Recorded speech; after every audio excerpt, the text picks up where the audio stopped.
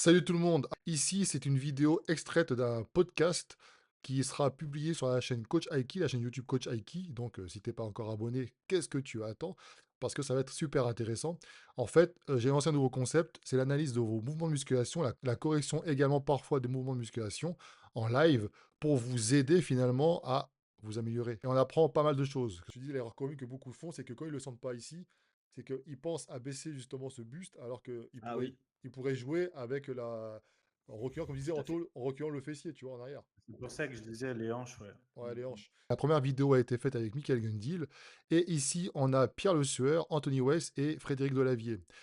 Comme vous le savez, on connaît notre ami Fred. Quand ça parle beaucoup. Et on a fait une très très longue introduction avant de rentrer dans le vif du sujet, que j'ai décidé de mettre ici parce que c'est intéressant. On va traiter justement des études scientifiques et de comment les utilisent justement Pierre Le Sueur, Fred, etc. Comme ça, sur la chaîne Coach Aiki, vous allez avoir directement finalement la vidéo pour laquelle vous avez cliqué, à savoir les analyses de mouvements de musculation, que ce soit d'influenceurs connus ou d'abonnés. Donc n'hésitez pas encore une fois à vous abonner sur Coach Aiki, la chaîne YouTube, et sur le compte Instagram Coach Aiki. Faut donner la force. Allez, bon visionnage. Comme Fred, je suis fan de biomécanique, de musculation, voilà. Et t'as été Simple, et j'essaye de vulgariser ça sur les réseaux, puisque je m'attaque en ce moment surtout aux études et aux gens qui te donnent de mauvaises infos en lisant que le titre d'une étude. Moi, je lis l'étude et je vous dis ce qu'il en est. Ouais, et puis surtout, j'imagine que tu gardes un esprit critique quand même par rapport à tout ça. Je suis toujours un esprit Ouais. critique. Je vis avec ma femme qui, elle aussi, a écrit des études. Et puis actuellement, je me suis associé avec une autre coach sportif qui a un doctorat, qui, elle aussi, a écrit des études. Donc, je suis très bien entouré pour apprendre à lire des études, justement. Voilà, ça change Il faut des faut bidons là. faire faut faire très attention aux études, pas parce qu'elles sont mauvaises, parce que le but des études, c'est d'être, alors surtout quand c'est dans de grandes revues scientifiques, hein, c'est les mecs qui font les études qui payent la possibilité d'aller dans de grandes, revues où il y a des comités de lecture. Alors plus la revue est grande, Ah, plus il c'est y a très long, hein. un comité de lecture sérieux, et c'est les mecs qui payent pour passer dedans, Mm. et ils passent dedans quand c'est accepté, bien sûr, mais c'est pas pour dire nous avons raison. Alors, des fois, il y en a, c'est pour montrer une vraie découverte, mais c'est pour aussi émettre des théories et les confronter au regard critique des C'est autres ça. scientifiques ou des autres gens avec une mentalité, un esprit scientifique. C'est pas pour affirmer que c'est juste, puisque la science, elle est faite de découvertes, bien sûr, mais aussi de théories qui s'avèrent ensuite plus ou moins justes ou plus ou moins fausses. Tu vois, en fonction euh, des observations que vont faire les gens dessus et des recherches que vont faire les gens en fonction des études qui vont être publiées. Une étude publiée, hein, c'est une étude qui est publiée pour être exposée à la critique. Tu vois, évidemment, il y a C'est des ça. découvertes, hein. Quand tu découvres un truc, le mec il va pas dire: «Ah non, c'est faux». Non, tu as découvert, tu as découvert. Bah, Mais quand tu émets une théorie, sur une découverte, du pourquoi, du comment, il se peut que tu aies découvert quelque chose de juste, mais que tu n'aies pas compris tout et qu'il y a des gens qui viennent apporter ou te corriger ou améliorer la compréhension. C'est ce que les gens ne comprennent pas. C'est dans un ça a été dit dans. Non, fais attention. Les études ont pour fonction de présenter des choses et des théories. Tu vois, des choses réellement découvertes et des théories qui s'avèrent souvent justes, mais parfois fausses. Et c'est mais pour ça pour que moi, le plus important dans une étude, c'est la discussion. C'est là où tout se passe, au final. mmh, La c'est à la discussion, fin. c'est, il te donne, ouais, à la fin, il C'est te quoi? C'est donne tous les abstrait, biais possibles. moi, Ah, j'ai puis, traduit, sur Google Traduction à chaque fois, c'est un peu long. ouais, mais des fois, c'est vrai que les études, en plus, tu penses les comprendre, mais quand t'es pas initié, tu sais, Ah ouais. quand j'avais fait mon mémoire là pour le master, des fois, je sortais des études tu sais, en référence à ce que je voulais faire. Je pensais les avoir comprises. J'allais voir tu sais, mon tuteur de stage.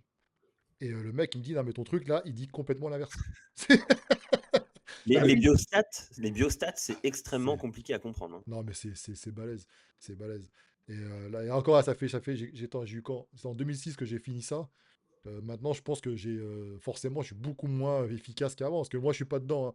J'ai quelques 2006 ou études. 86? Comment? 2006 ou 86? Non, non, 2006. 86, j'avais 50. Mais Oh merde. j'étais précoce, hein. Voilà. Mais bon, c'est vrai que les études, c'est intéressant. Mais après, moi, tu vois, justement, les gens qui n'ont pas le temps de les lire, etc., il faut qu'ils aillent voir justement des personnes, comme tu dis, qui sont bien entourées et qui ont ce côté comme toi, cet esprit d'ouverture, tu vois.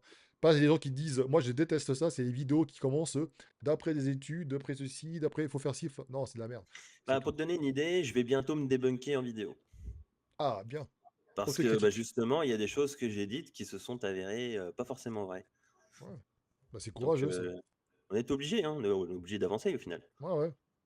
C'est pour ça qu'en plus, il faut jamais employer les termes, c'est être dans l'affirmative, ce que font beaucoup de jeunes sur Ouais, c'est ça. TikTok, là. Tu sais, Ouais, j'ai beaucoup appris, ces dernières années justement à rester, les études suggèrent que, attention au vocabulaire qu'on utilise, quoi. Ah oui, oui.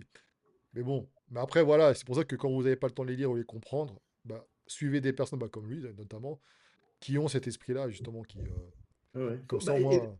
il y a Hein? des gens qui font déjà un travail qui dégrossissent, hein, des fois. Moi, je sais que alors les mecs disent: «Oui, c'est pas lui qui suit». Non, c'est pas ça. C'est que moi, j'ai pas le temps de faire toutes les études. Je dessine, je conçois des machines, tu vois? Et puis j'ai une vie à côté aussi, hein. Heu et heu et je sais que pour les études, moi, je passe par des mecs qui dégrossissent déjà toutes les études en place, celles qui m'intéressent, tu vois. Donc, je sais que si je veux écouter des trucs sur la musculation, sur la biologie appliquée au sport, tu vois, et au vieillissement, puisque c'est aussi sa passion, bah, je vais écouter Gundil, tu vois. Je regarde ses petits posts, je regarde, et puis moi, j'ai la chance d'avoir le téléphone direct, donc j'appelle, je dis: «Tiens, qu'est-ce que c'était ça? Tu peux m'expliquer plus?» Et puis là, il y a Gundil qui me raconte ça, ou bien moi quand j'en trouve une, mais moi je suis pas tout le temps sur les études, j'ai d'autres trucs à Moi, faire. j'appelle, il répond pas, moi. Hein. Ah ouais. Et je lui envoie et je lui dis: «Tiens, qu'est-ce que tu en penses? Il y a ça qui est sorti».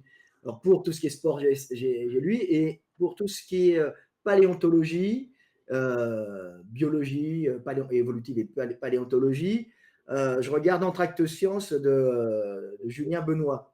Alors je regarde parce que il fait un débriefing de tout ce qui peut m'intéresser. Évidemment, il y a des trucs qui vont moins m'intéresser, tu vois, mais dès qu'il passe sur l'évolution humaine, et puis l'évolution humaine, c'est pas très loin, en vérité, de nos ancêtres, c'est pas très loin de ce que nous sommes, et puis les pathologies qu'on a actuellement et les performances qu'on peut avoir ou pas, bah, tu comprends mieux quand tu as une compréhension de tes ancêtres, alors, de ce qu'étaient tes ancêtres. Alors, je vais voir les comment dire, les publications les vidéos de Julien Benoît, et après je choisis dans ce il a trouvé, tu vois, des trucs qui m'intéressent pour aller approfondir, aller faire l'étude et la traduire, parce que en général les études elles sont assez longues, tu vois, et analyser l'étude. Et je n'apprends pas comme une source totalement vraie, puisque j'ai vu des énormes erreurs arriver sur des grosses publications scientifiques, sur des gros journaux, hein, que j'ai dû corriger. On dit: «Ah, il est prétentieux». Non, je corrige parce que j'ai le niveau, tu vois? Il y en avait,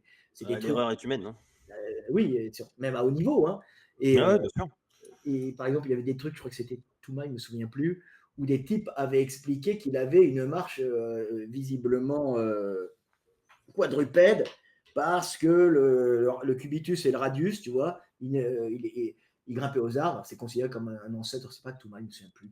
Peut-être, je ne me souviens plus, mais un ancêtre assez éloigné de l'homme, juste avant les australopithèques, ou un australopithèque primitif. Je ne me souviens plus des noms, moi. Je me souviens des fonctions, un peu. Et il avait le radius et le cubitus torsadé et assez large et torsadé. Et le problème, c'est que les mecs n'avaient pas compris. Et puis ça, c'est des trucs qu'on peut appliquer en musculation et qu'on peut comprendre. C'est qu'il est torsadé parce qu'il est arboricole, tu vois, et parce qu'il grimpe aux arbres, et pas parce il s'appuie au sol et ça le courbe. Tu vois, et parce qu'il faut mettre une grosse aponévrose entre les deux pour avoir des fléchisseurs puissants, puisqu'il est lourd, tu vois, et court. Donc plus il est gros, plus il est lourd, plus il grimpe aux arbres, plus il a un espace et il est entre les avant-bras, et il est torsadé pour y mettre une aponévrose, tu vois, ici, là, avec des énormes fléchisseurs des doigts pour pas tomber dans les arbres, tu vois. Évidemment, s'il est petit, il n'a pas besoin d'énormes fléchisseurs. Mais s'il a un certain poids, ça va se torsader. Tu vois, donc les mecs avaient fait une erreur parce qu'ils n'avaient pas de notion de bioméca. Tu vois, c'était une énorme erreur. Alors, moi, j'envoie tout le temps les corrections en message privé, jamais en face, pour pas gêner les gens. Alors, lui, c'était pas la sienne, mais je préfère les envoyer pas en arrière pour qu'après les mecs fassent les corrections.